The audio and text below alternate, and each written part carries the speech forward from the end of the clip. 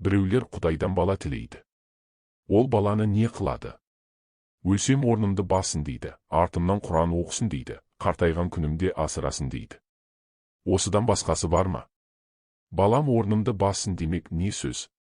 Өзіңнен қалған дүние иесіз қалар дейсің бе? Қалған дүниенің қамын сен жемек пе едің? Өліп бара жатқанда өзгеден қызғанып айтқаның ба? Өзгеге қимайтұғын сенің не қылған артықша орның бар еді? Баланың жақсысы қызық, жаманы күйік, не түрлі боларын біліп сұрадың. Дүниеде өзіңнің көрген қорлығың аз болды ма? Өзіңнің қылған иттігің аз болды ма? Енді бір бала туғызып, оны да ит қылуға, оған да қорлық көрсетуге мұнша неге құмар болдың?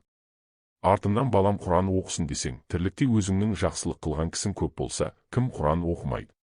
Егер жаманшылықты көп қылған болсаң, балаңның оқыған Құраны сені неге жеткізеді?